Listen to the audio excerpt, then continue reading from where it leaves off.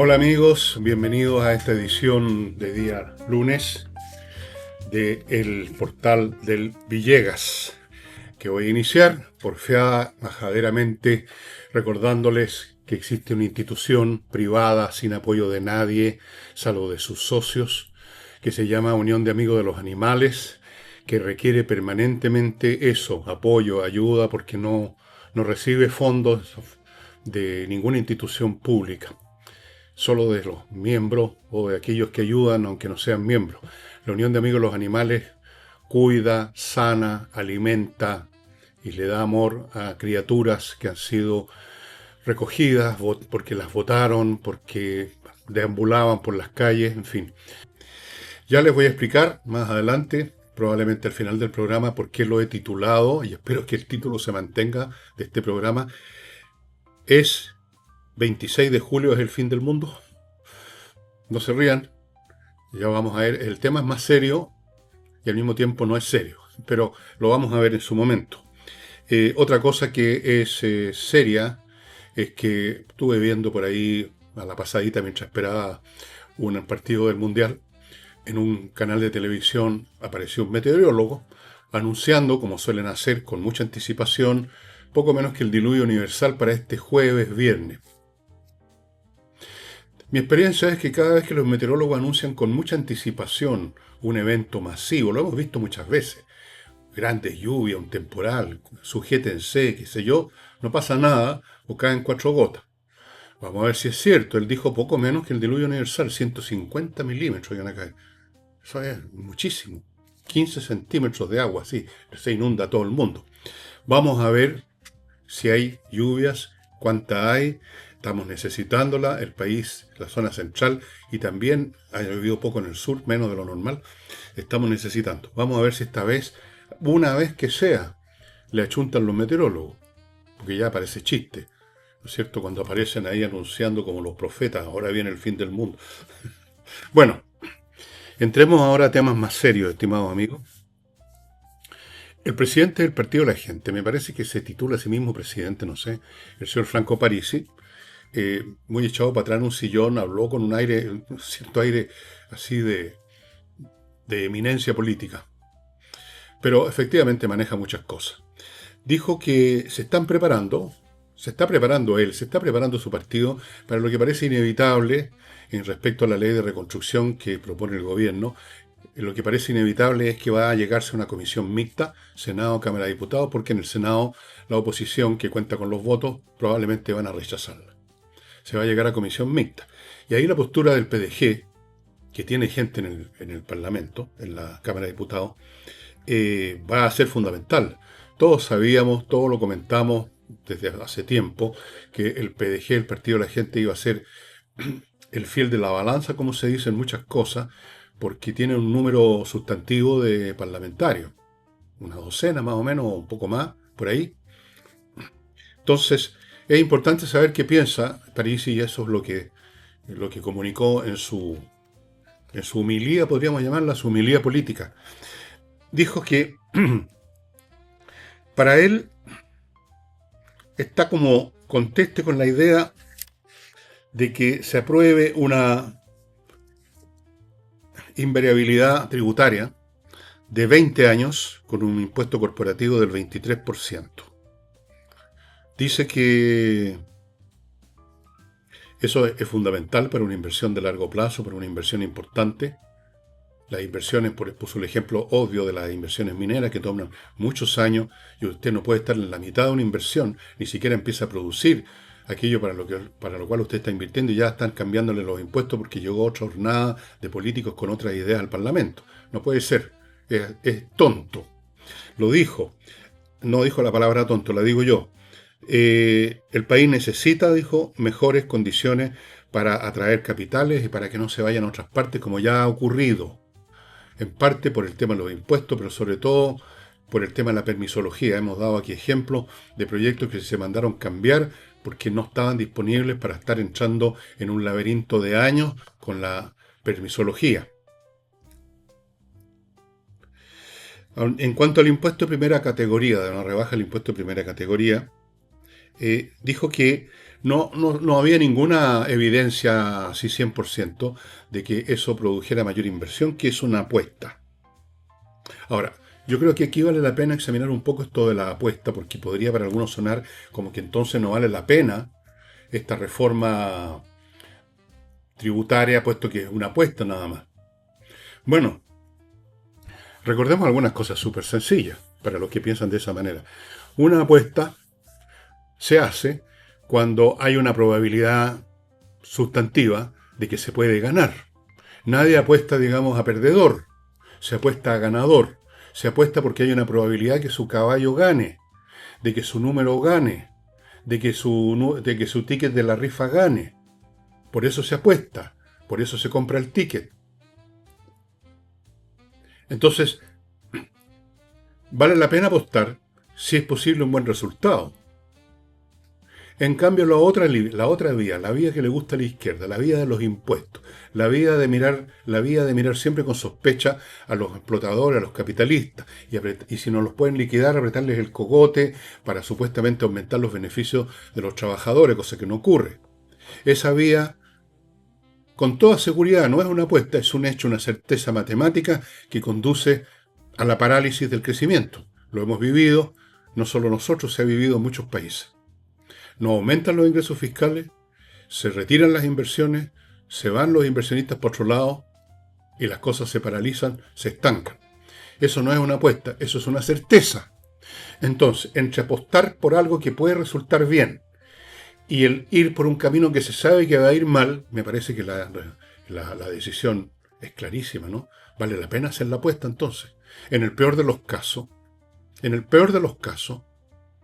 no ocurre que haya un aumento de la inversión. Pero es lo mismo que habría ocurrido con la otra vía de todas maneras, que no habría habido un aumento de la inversión. Usted aumentando impuestos no aumenta las inversiones. Usted manteniendo altos impuestos y la permisología no aumenta el nivel de inversión y por lo tanto sigue la cesantía, etc. Entonces, es evidente, una apuesta, por definición, implica que hay un posible resultado positivo. Ya con eso vale la pena apostar si la otra vía es con toda seguridad mala. Me parece que esto es evidente, ¿no? Hay otro punto que hay que considerar, estimado amigo, porque la izquierda, obcecadamente, porfiadamente y estúpidamente, insiste en su meme, en su cliché, en su caricatura, de que esta es la reforma para los súper ricos, que van a ganar más plata los ricos. Bueno, supongamos, voy a ponerme en un caso. Supongamos que esta disminución de impuestos deja más plata para que se la gasten en festines, los millonarios, los ricos, los explotadores, el tío rico más pato. Pero va a haber por lo menos una fracción que va a ir a inversión, pues. La cosa es que vaya plata a la inversión. Si no va al 100% de lo que se deja de pagar en impuestos, si lo que se deja de pagar en impuestos no va 100% a la inversión, irá el 80%. Irá el 50%, irá una fracción mayor o menor, pero algo va a ir a la inversión. Con el otro camino no va a ir nada. ¿Cómo no se entiende? Algunos van a seguir insistiendo y van a decir, esta es una reforma tributaria embosada para que los ricos sean más ricos y los pobres sean más pobres. No. Puede que los ricos sean más ricos, pero lo importante es que los pobres van a ser menos pobres. Esa es lo que interesa.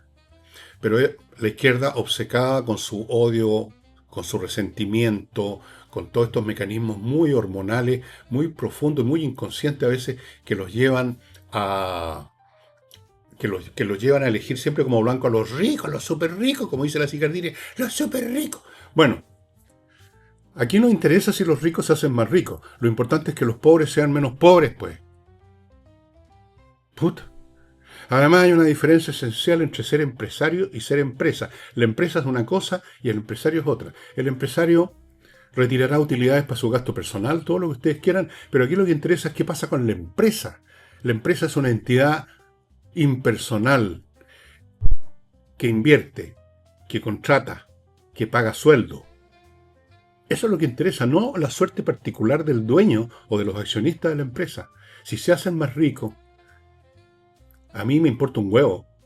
A mí me importa, y a cualquier persona con dos dedos de frente le debe importar, que se hagan o no más ricos. La empresa está invirtiendo más y está contratando más gente. Eso es lo que interesa. Directa o indirectamente. Incluso aunque no contrate una persona más una empresa. Pero al estar funcionando bien, mejor, está manteniendo demandas, está, digamos, generando más demandas y está vitalizando a otras empresas que eventualmente algunas de ellas van a tener que contratar personal. Es un encadenamiento en la economía. No se trata de un individuo, no se trata del tío rico MacPato llenando una piscina con monedas de oro. Se trata que una actividad económica es una red de empresas que se comunican entre sí, que se consumen mutuamente sus productos. Entonces, aunque la empresa A no contrate a un trabajador más, al seguir funcionando en mejores condiciones, va a hacer más demandas de la empresa B, C, D y E, y eventualmente alguna de esas empresas va a contratar más personal para poder satisfacer la demanda de A, y así sucesivamente se van produciendo los encadenamientos y las bolas de nieve de crecimiento del empleo y la inversión. Eso lo entiende hasta un niño. Parece que en la izquierda no. Los ciega este resentimiento que tienen contra todo lo que sea privado. Ellos quisieran que la economía fuera prácticamente en su totalidad estatal y la que no fuera estatal completamente controlada por el Estado. Por eso que el Frente Amplio dijo mirar hacia China. Miren el referente que tienen. Tan jóvenes, tan llenos de novedad, tan representativos del mundo que viene, y se ponen a mirar lo que pasa en China. Es increíble.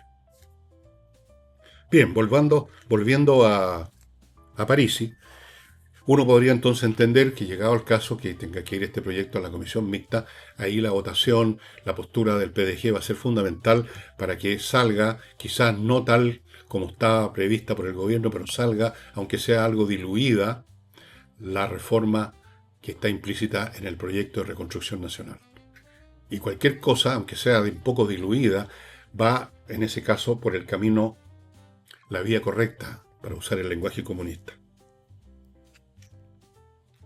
Así es que vale la pena la apuesta, pues, porque se puede ganar. En el otro caso no hay apuesta y no se gana nada. No hay ni una probabilidad de ganar, solo la certeza de perder.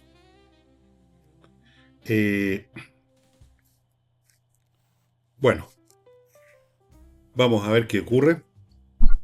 Esto nos va a llevar al tema de lo que está pasando en la oposición, en los desencuentros que han tenido, que son más que desencuentros, que son más que conflictos, que son más que temas de personalidades.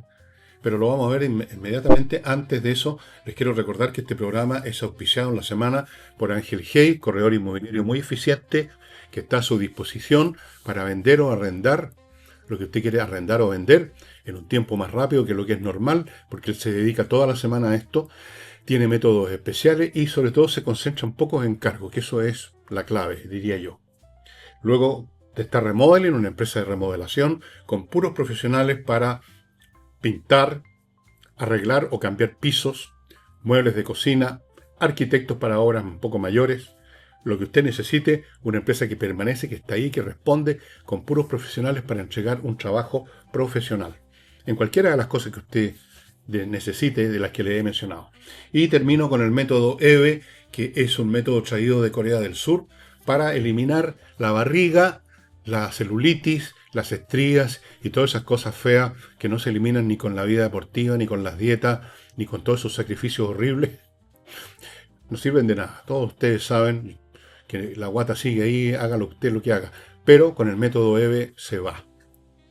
Finalmente. Bien. Continúo con AutoWolf. Una empresa.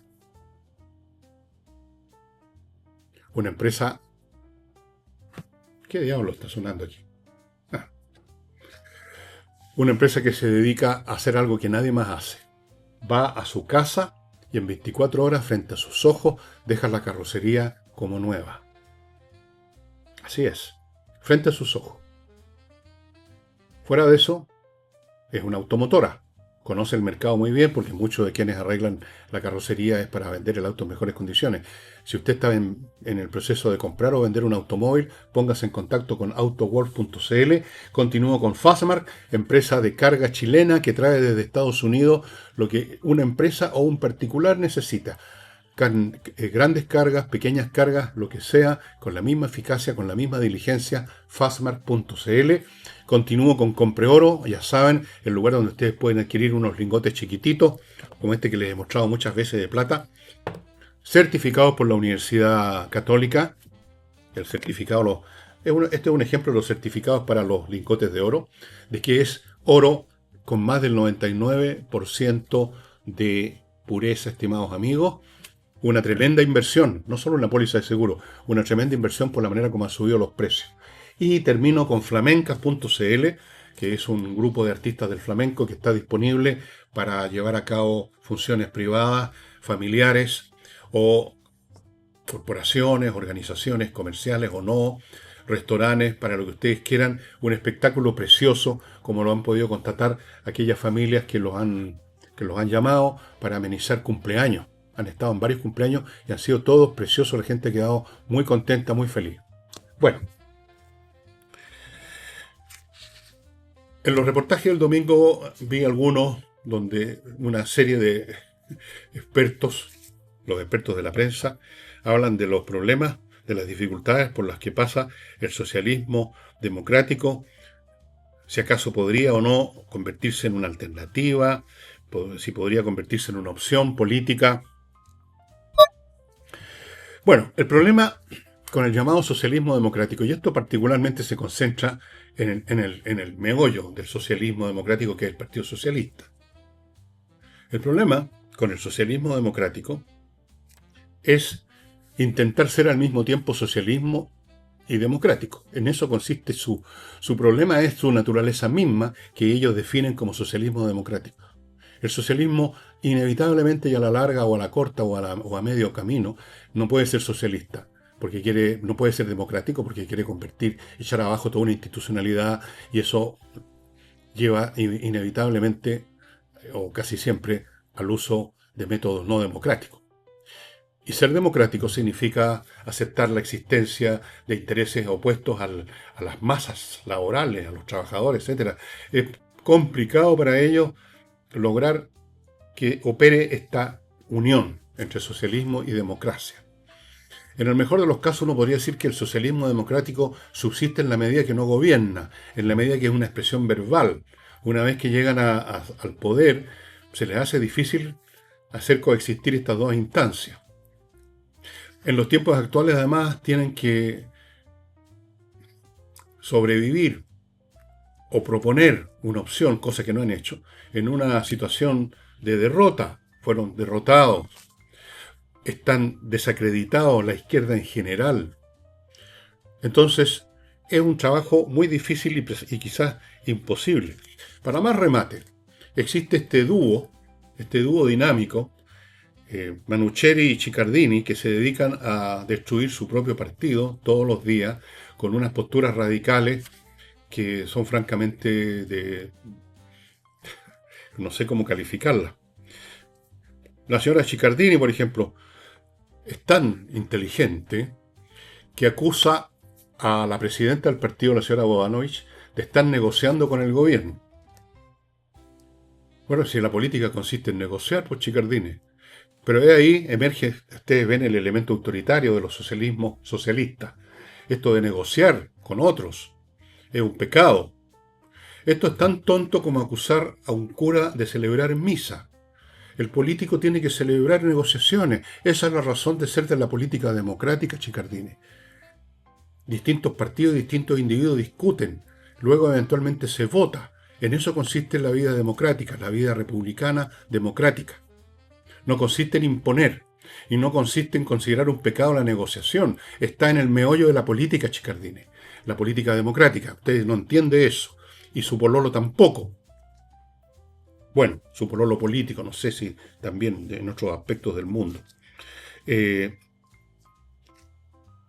no es la única persona que está dentro del propio socialismo de la izquierda atacando a quienes buscan entendimientos, acuerdos o negociaciones, por último un intento. El señor de Ibáñez, que ya lo conocemos por sus intervenciones, que es del Frente Amplio, habló de que era una vergüenza que el PPD negociara con el gobierno, una negociación a propósito de este tema de las invariabilidades y los impuestos corporativos, que no está claro si esa negociación va a funcionar o no. Se habla de que esa negociación se derrumbó, pero como sea, se intentaron negociar, entonces dijo, es una vergüenza. O sea, la misma cosa. No entiende que en la política consiste en negociar, la política democrática, sino para qué se eligen personas que van a un parlamento a discutir temas. El señor Ibáñez, ahí le emerge también este elemento genético político que es el autoritarismo de izquierda, que finalmente se convierte en dictadura de izquierda si pueden, cuando pueden. Cuando no pueden se votan a democráticos, pero no en el fondo de sus corazones. Ellos tienen un fin que quieren materializar como sea. Y eso evidentemente significa que en muchos momentos pasan por encima de la democracia. Si no los favorece, pasan por encima. Y consideran que una negociación que forma parte esencial de la política, es el meollo de la política, consiste en negociar, es un pecado mortal y es una vergüenza. Al señor Diego Ibáñez no le parece una vergüenza que su partido se haya convertido en un carro de cola del Partido Comunista. No le parece ninguna vergüenza todos los actos ilegítimos y delictivos y de corrupción que protagonizaron miembros de su partido. Eso tampoco es una vergüenza para Ibáñez. ¿Pero qué se puede esperar de Ibáñez? No se puede esperar nada de esta gente.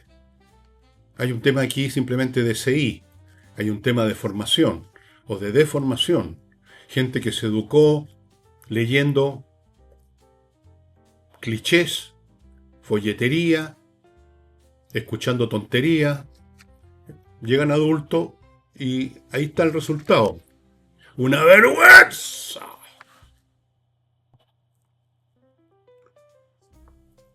Una vergüenza. Una vergüenza que, diría yo, que al Parlamento haya llegado gente así. Una vergüenza nacional. O sea, porque habla del electorado, ¿no? Si estas personas no llegaron en un disco volador, fueron elegidos. Claro, con un sistema generado por cierto señor Caballero, hace mucho tiempo, para darle posibilidad a que 20 pelagatos pudieran elegir a alguien en el Parlamento. Cierto. Pero 20 pelagatos ya es mucho. Ya es mucho. Mucha tontería. Hubo algunos de estos expertos a propósito de este tema de Chiccardini, el dúo, este Abbott y Costello de la política, solo que Abbott y Costello en realidad eran graciosos, estos son patéticos. Califican al dúo como actores de un populismo de la indignación. Interesante. Yo lo llamaría el populismo de la estupidez, pero dejémoslo con indignación. Eso es lo único que pueden ofrecer, rabia. La indignación está en el corazón de las izquierdas. La indignación contra el mundo, contra el sistema social, contra la distribución del ingreso, contra los capitalistas, contra los ricos, contra los súper ricos, contra la jerarquía, contra las notas, contra las elecciones. Todas esas cosas las detestan. La indignación está en el corazón del izquierdista, del rebelde en general. Si no, no lo serían. Están indignados. Eso es todo lo que pueden ofrecer. O sea, un espasmo hormonal, un exabrupto emocional. Es todo lo que le pueden ofrecer al país. Ideas no. Y a propósito de eso, siguiendo con este tema de qué pasa con el socialismo democrático y en general con la oposición, que no tiene unidad ninguna, se piensa, bueno, ¿dónde estaría el líder de la oposición? ¿Dónde estaría la persona? No, esto no es un tema de personas, estimados amigos. No lo es en absoluto. Los liderazgos no tienen que ver con personalidades, con temperamento, con caracteres. De hecho, han habido líderes de los más distintos caracteres, es decir, no, lo cual significa que el liderazgo no está asociado a cierta forma de temperamento, a cierto tipo de personalidad, porque distintos tipos de personalidad han sido líderes. Hitler, el Führer significa líder en alemán, era líder. ¿Y qué tiene de común su personalidad enloquecida, repleto de odio y de criminalidad, con otro líder como Abraham Lincoln, que era un tipo benévolo, amable, acogedor, y fue un líder? Porque el liderazgo no está en los caracteres, no está en las personalidades, está en las ideas. Una idea que ordena el mundo, o parece ordenarlo por lo menos, que ofrece una dirección para ir hacia una meta razonable, o que parece razonable por lo menos, la persona que vehicula esa idea. Ese es el líder. Los líderes son, el liderazgo en realidad es una cuestión de ideas, no de personalidades. Y ahí está el problema con la izquierda en general y con el socialismo democrático en particular, que no tienen ninguna idea, salvo el Partido Comunista, que las tiene, pero que además las confunde porque tiene que disimularlas, tiene que camuflarlas. Entonces eso también genera confusión. Les pongo un ejemplo de eso. La señora Janet Jara, cuando era candidata, en algún momento dijo que estaba reflexionando en la posibilidad de renunciar al Partido Comunista. O sea, de disimular su condición como militante comunista. Eso señala una postura política que no se atreve a salir de su closet abiertamente, 100%, por lo menos en algunos momentos, por lo menos en los momentos electorales. Eso es confuso, eso es falta de fe en sí mismo, eso es falta de convicción, eso es falta de claridad finalmente. Eso es lo que pasa con la izquierda. Incluso en ese sector que podríamos decir es el que tiene más coherencia ideológica, el Partido Comunista. El resto, ¿cuáles son las ideas? ¿Cuál es la coherencia ideológica del PPD? No puede tener coherencia ideológica porque no tiene ideología en primer lugar. ¿Cuál es la coherencia ideológica de la democracia cristiana que se sumó a la izquierda precisamente porque abandonó la ideología que tenía? La democracia cristiana nació como una alternativa al Partido Comunista y ahora está a la cola del Partido Comunista. Tampoco puede ofrecer ideas ahí entonces. Ahí lo único que puede ofrecer es un acta de rendición ideológica. Y luego tenemos el caso del Partido Socialista. ¿Cuál es el meollo? ¿Dónde está el bife ideológico del Partido Socialista? Tenemos ahí más bien temas generacionales y los jovencitos que siempre hacen ese mismo numerito en todos los tiempos y en todas partes de ser los más radicales, los más puntúos. Luego tenemos los más viejos que son un poquito menos lesos, tienen más experiencia, tienen un poco más de sensatez, saben que no se vive, no se gobierna, no se dirige un país con clichés verbales como los de los jovencitos de su partido. Que hay que llegar al fondo, que la revolución, que la cacha la espada. Que somos leninistas, que somos marxistas. Dicen eso, que son marxistas y leninistas, no han leído nada ni de Lenin ni de Marx. No tienen ni idea. Son simplemente unos Tony. Bueno, de medio de esta trifulca, amigos míos, no pueden haber ideas, pues. Si ese es el punto. El día que hubiera una idea, esto es lo que debemos hacer. Esto es lo que pretende el gobierno. Y no meramente sacar el cliché de que los súper ricos y que los pobres. El día que tuviera una idea con alguna fuerza racional y lógica, podría tener un potencial de conquistar audiencias, electores, partidarios, seguidores. Y habría alguien dentro de ese grupo que sería un mejor portavoz de esas ideas. Ese sería el líder.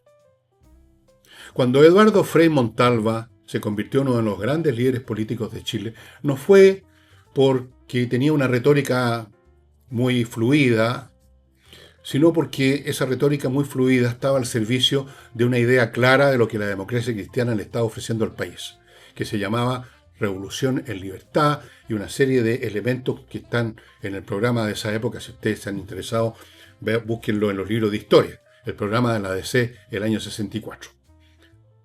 Por eso era líder Eduardo Frei. ¿Por qué era líder Salvador Allende? Por su personalidad, por su carisma y todas esas expresiones vagas que se usan siempre, que el carisma. ¿Qué diablo es eso?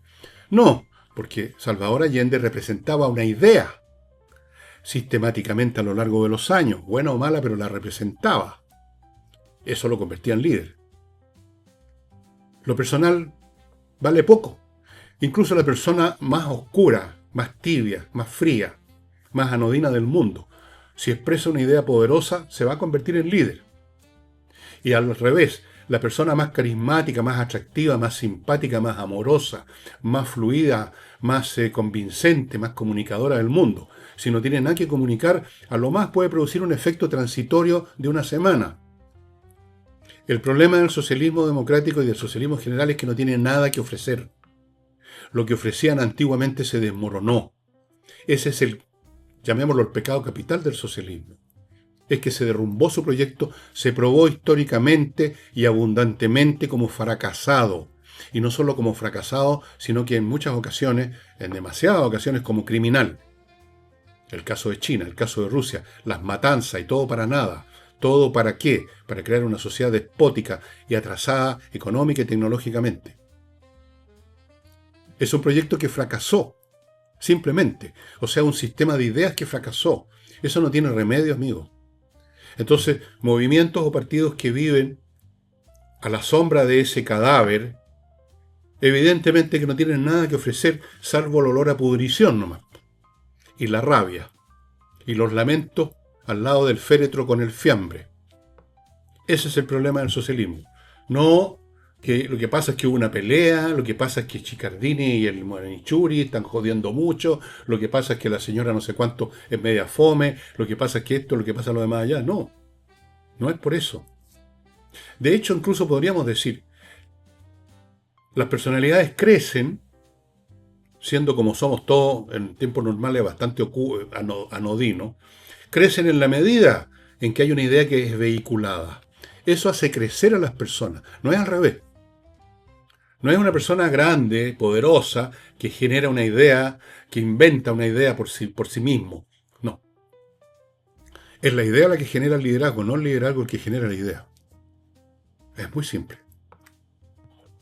Permítanme, amigos, recordarles ahora a otro producto muy interesante y muy nuevo y muy original en Chile, totalmente original en Chile, y yo creo que a nivel, no sé si habrá en otra parte del planeta, puede ser que sí, pero en Chile no. Pontara. Pontara.cl, una empresa editorial que está disponible para, no simplemente para recibir un manuscrito y echar una mirada y después a los 4 meses decirle a usted, no está en nuestra línea editorial, frase típica. No, esta es una empresa editorial que ayuda incluso al que todavía no ha escrito una línea a producir su libro que tiene en la cabeza, que ayuda al que ya tiene un archivo a que sea recibido, analizado en serio, mejorado si es posible, y eventualmente publicado.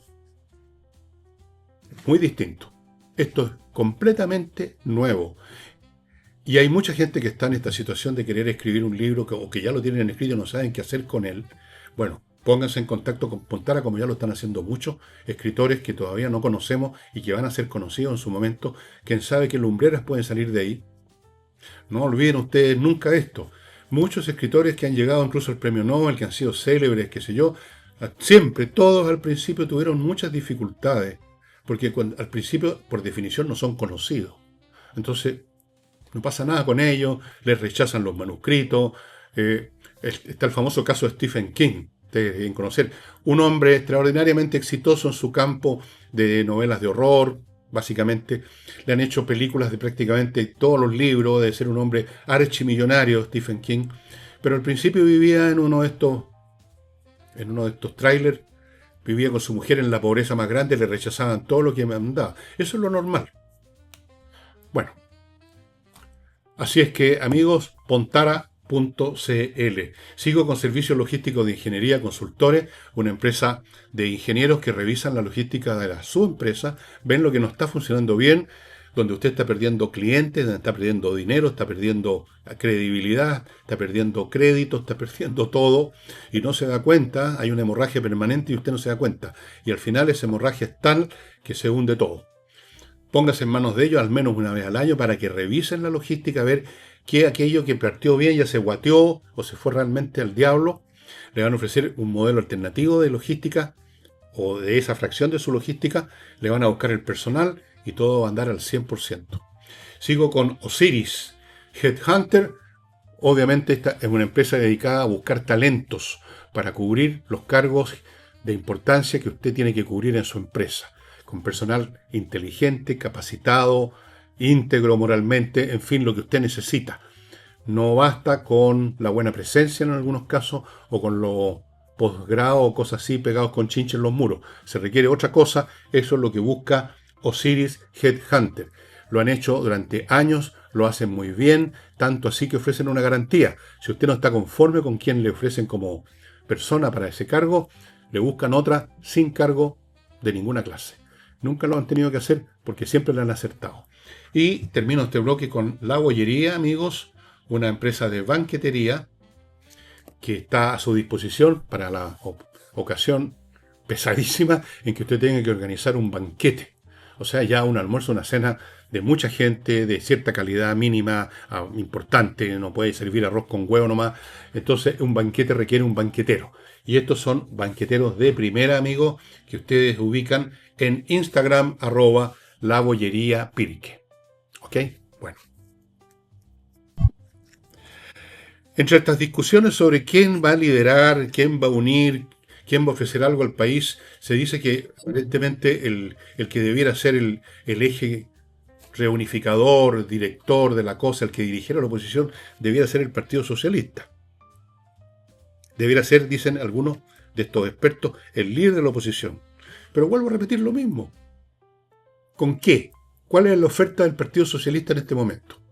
Salvo repetir que este proyecto es para hacer más ricos a los ricos y en medio de los pobres. Con frases tan tontas como esa, usted no le está ofreciendo nada al país, salvo un exabrupto nomás. Un exabrupto político que refleja su rabia, su resentimiento, su pica porque perdieron, pero eso no es una oferta, no es una idea, desde luego, es un exabrupto, repito, es una tontería. El Partido Socialista lamentablemente no tiene ninguna idea.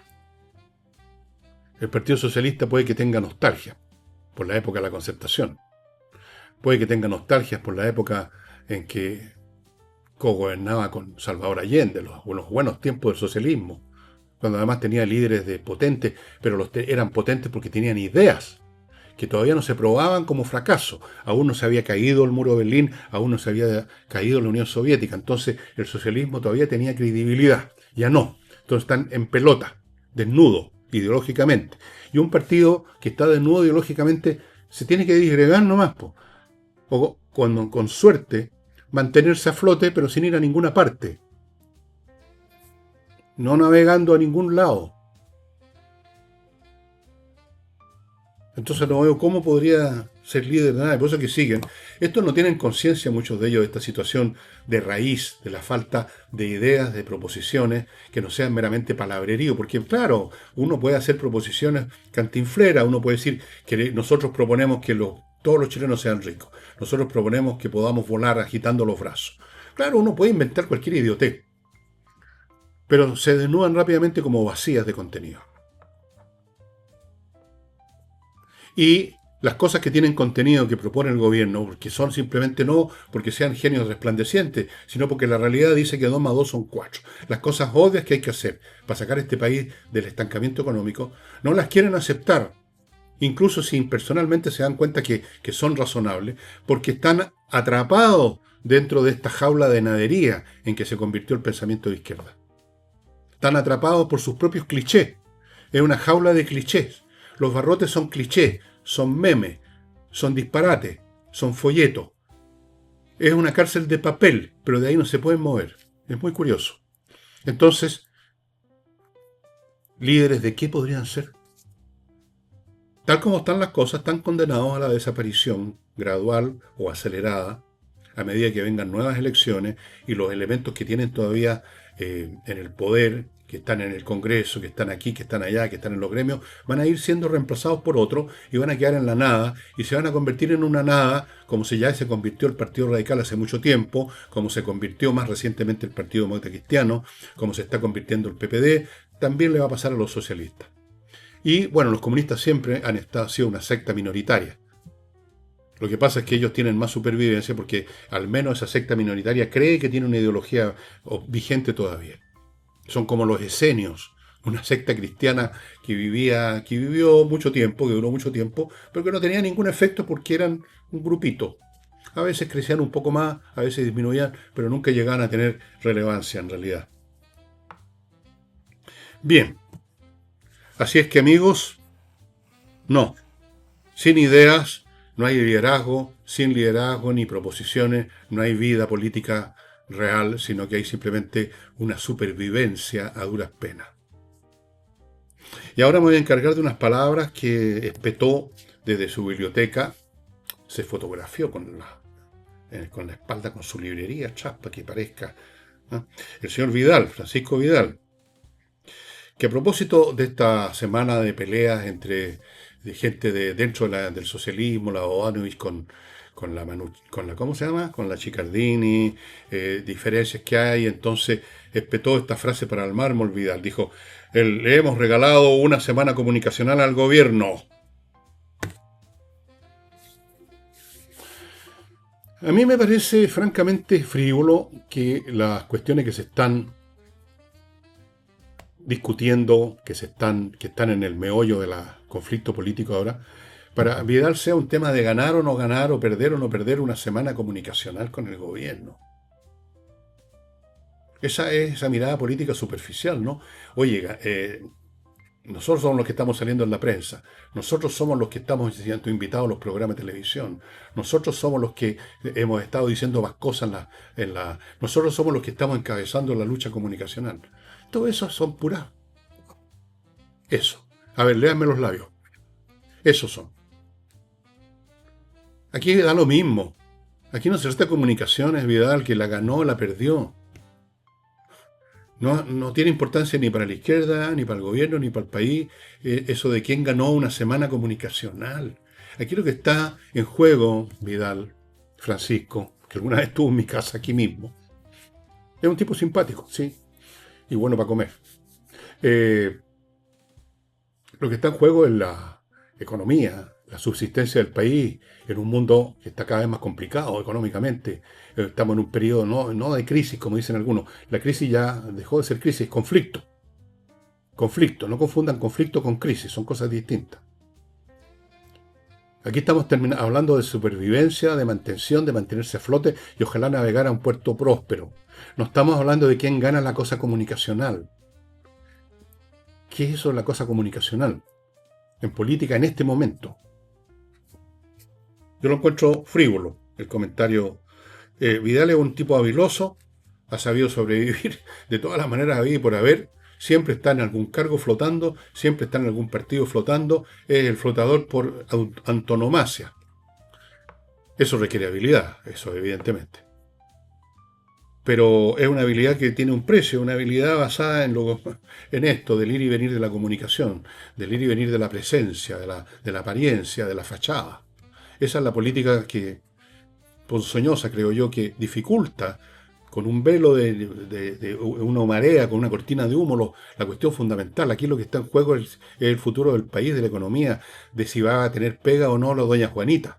No es un tema de quién ganó la semana comunicacional. Frivolón lo encontré. Y ahora, amigos, les cuento, antes de pasar a por qué este programa se titula, si es que me mantuvieron el título, 26 de julio, fin del mundo. Es un tema interesante. Antes de eso les cuento de Urantiacos, programadores de gran talento que están disponibles para preparar un sistema informático, un software a la medida de la organización, ya sea una empresa, una universidad, una organización de cualquier tipo, a la medida de lo que son sus datos, de lo que usted requiere, de la naturaleza, del procesamiento que necesita para los resultados que usted tiene que ver. Han trabajado en este sentido de crear un software a la medida con la Universidad Católica. El software que usa la Católica para muchas cosas lo produjo Urantiaco. El de las otras universidades lo produjo Urantiaco. Otras organizaciones lo produjo Urantiaco. Es mucho mejor un software a la medida que uno adaptado que tarde o temprano va a saltar un bug y va a dejar la crema. Crean además otros instrumentos informáticos como, por ejemplo, las aplicaciones móviles que pueden ser provistas a los funcionarios de esa organización para su conexión con la organización. Y otras cosas, Moodle, hosting, etc. Urantiacos.cl. Sigo con Safety First, una empresa de seguridad que realmente se preocupa, se asegura de que usted tenga una seguridad que no consista meramente en disponer de cascos. Investiga su organización para ver cuáles son los riesgos potenciales. Un edificio tiene riesgos potenciales vinculados con incendio o terremoto. Una empresa con bodegas tiene riesgos potenciales vinculados a una inundación, un terremoto, un incendio, robo, montones de cosas. Una empresa comercial tiene problemas de seguridad vinculados a un otro montón de cosas distintas.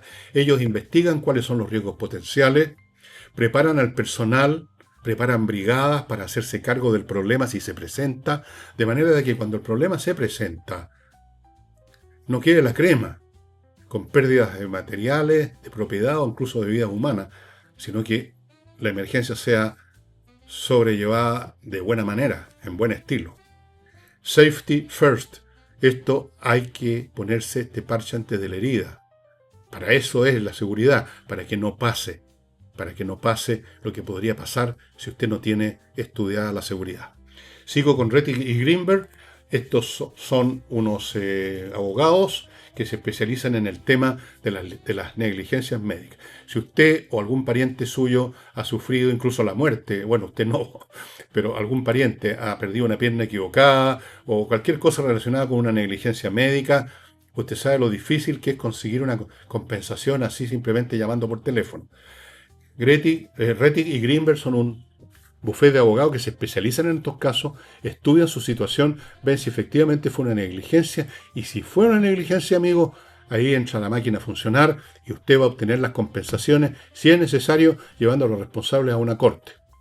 Así es que esto lo han hecho muchas veces, con buenos resultados. Si usted está en esa situación, que espero que no esté, pero si está, rettigygreenberg.cl. Y termino con Lascar Comunicaciones, una empresa de comunicaciones que ofrece un servicio integral para quienes deseen comunicar lo que están ofreciendo en el mercado.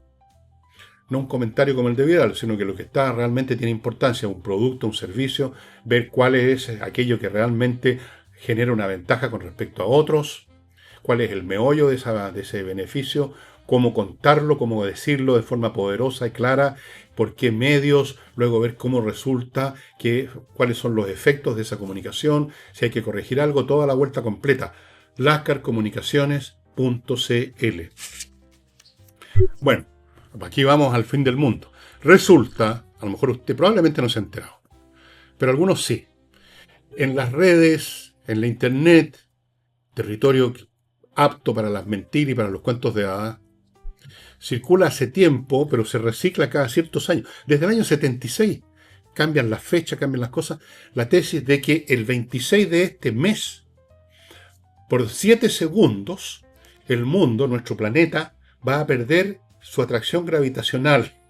Y entonces todos vamos a salir como volando por los aires, aunque realmente si eso ocurriera, simplemente la Tierra literalmente estalla, las fuerzas internas que están en el magma, sin ser contenidas por la gravitación, el planeta salta en pedazos, la atmósfera se pierde en un instante, se acaba la vida, se acaba el planeta. Pero nosotros lo pintan como simplemente que nos vamos a poner a flotar. ¡Qué idiotez! ¿Y todo esto por qué? Y dan una explicación que parece científica, que hay un documento secreto, que hay un proyecto que llaman el proyecto Ancla, para impedir, o sea, tenemos que ponernos anclas todos. Una cosa increíble. Y dan datos y dicen que esto es secreto, que esta cuestión va a ocurrir tal día, a tal hora. Por 7 segundos exactos vamos a estar todos flotando en el aire. Bueno, eso no va a ocurrir, estimado amigo, es la cosa más absurda. La gravitación, dicen que viene una onda gravitacional que viene hacia la Tierra desde hace billones de años, no sé cómo sabían eso, cómo pudieron ver algo que ocurrió hace billones de años, viene una onda gravitacional y que en el momento en que pase por la Tierra, vamos a quedar todos levitando.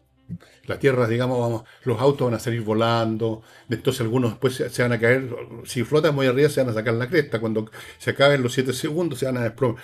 Bueno, la gravitación no depende de ondas gravitacionales, depende de la masa misma de la materia, ¿no? Eso es lo que produce atracción gravitacional.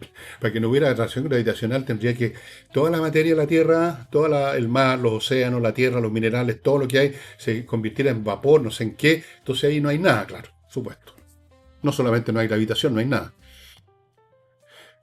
Bueno, no es primera vez que estas alarmas de cosas así de fin de mundo ocurren. ¿Ustedes se acuerdan de la alarma que llamaron Y2K, que iba a ocurrir el año 2000, que iban a colapsar los computadores, los aviones que iban volando se iban a desplomar, iba a quedar la crema, una especie de fin de mundo más o menos acostado, se hablaba de cuántos muertos iban a haber, porque justo estaban todos los aviones volando y 2000, ¿no? Llegó el 2000 y no pasó absolutamente nada, pues los computadores siguieron funcionando, todo siguió funcionando. Después se acordarán del calendario maya. Siempre se supone que los antiguos, civilizaciones de hace miles de años, tenían unos conocimientos que nosotros, que somos los que realmente somos los antiguos, ellos son los jóvenes, nosotros somos los antiguos, los que sabemos. Ellos no sabían nada, pero se supone que en el calendario maya Se estaba previsto que el 2012 se acababa el mundo. Acuérdense que se hicieron películas. Si todavía anda por ahí en las plataformas digitales una película sobre el 2012, que se iba todo al diablo. Se escribieron novelas, se hicieron series. El 2012 se acaba el mundo. Hay gente que se retiró a monasterios budistas para purificar el espíritu a la espera del día. Bueno, siempre en la historia humana, amigos míos, por una razón de cómo estamos constituidos los seres humanos, viene este sentimiento y se expande rápidamente. Alguien inventa el fin del mundo va a ser por esto, e inmediatamente es creído. Y es creído porque estamos neuronalmente construidos de tal manera, los seres humanos, que, y con razón, nos sentimos amenazados por fuerzas superiores por todos lados. Piensen ustedes en los hombres de las cavernas que no tenían ninguna tecnología casi. Eran víctimas del hambre, de las inundaciones, de las fieras, de todas las enfermedades, desde luego. Morían como moscas. Entonces, en ellos la sensación de que habían amenazas por todos lados. Se les alambró en el cerebro. Nosotros hemos heredado algo de eso y todo el tiempo a lo largo de toda la historia de todas las civilizaciones, si ustedes las estudian, van a ver que en algún momento se pone de moda un fin del mundo. Y cuando ese fin del mundo no viene ese día, le cambian la fecha. Y cambian los protagonistas del fin del mundo. En un momento dado son los dioses. En otro momento era una invasión de los marcianos. Después es un cometa que se va a estrellar contra la Tierra. Algunas cosas tienen una brizna de realidad porque podría ocurrir, digamos, en algún momento, pues efectivamente que un aerolito, de hecho ha ocurrido, se estrelle contra la Tierra. Pero en estas advertencias se ve mucho más preciso y se dice, tal día va a llegar un cometa y se va a acabar todo. Todo el tiempo están surgiendo este tipo de anuncios de fin de mundo por este mismo mecanismo y es muy interesante ver cómo, por lo mismo, porque está dentro de nuestras mentes, agarra vuelo, o sea, es creído y la gente se asusta.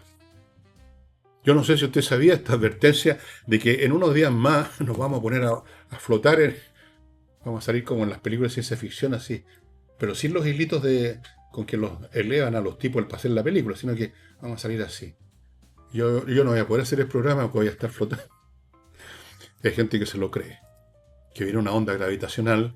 Se enteraron, viene desde hace 2 billones de años, pero alguien los llamó por celular. Entonces, y yo les he leído dos o tres que anoté de estas crisis de fin de mundo. Bueno, en la antigüedad, digamos, al principio de la Edad Media, en algún momento se creyó que el mundo se terminaba en el año 1000. Y fue una histeria colectiva en la cristiandad que el mundo se terminaba el año 1000. El año 1000. Y yo recuerdo, de niño, había una señora, la mamá de uno de mis amigos, que solía repetir en una cantina y le decía, la Biblia dice, al año 1000 llegarán, pero al 2000 no llegarán. O sea, el año 2000 se acababa todo, no sé por qué, pero se acababa todo. Todo el tiempo, amigos míos, se los digo, se los cuento no solo para divertirlos un poco, sino porque después del 26, cuando nos sigamos, yo sentado y usted viendo esta cuestión quizás, y nos estemos flotando en el aire, alguna otra cosa se va a inventar, algún otro fin de mundo. Miren, cuando el fin del mundo se vaya realmente a producir, yo les voy a avisar. Así que no se preocupen de lo que vean en la televisión o en la internet. Yo les digo, para que se preparen. No sé cómo se preparan. A propósito de eso, termino el programa con una anécdota que me contaba mi madre hace millones de años, de una señora en el campo, en el fondo donde estaba mi papá. Hubo estos avisos de fin de mundo. No me acuerdo cuál era la razón que se iba a acabar el mundo, pero lo divertido del asunto es que la sorprendieron haciendo las maletas. Estaba haciendo las maletas, preparándose para el fin del mundo. Bueno, así es nuestra especie de ingenua, por no usar otra expresión más adecuada. Amigos, antes de terminar el programa les recuerdo los libros que están en el villegas.cl, este y este. Les recuerdo además que eso están en elvillegas.cl/tienda. Y les recuerdo que en el Villegas/correo ustedes se pueden anotar poniendo simplemente su correo electrónico para recibir todos los días gratis un mail mío cortito sobre los más distintos asuntos. Últimamente he estado hablando mucho del Mundial porque también lo he visto, algunos partidos por lo menos. Y bueno, una pregunta para la casa para que la respondan en el programa. ¿Cuántos de ustedes quieren que Argentina sea campeón? Ya, muchas gracias, estimados amigos, por su presencia. Muchas gracias a la gente que sigue apoyándonos en Flow y en Patreon, sin lo cual este programa se desaparece en una semana. Muchas gracias a todos y nos estamos viendo en el próximo programa con Nicole Rodríguez. Chao.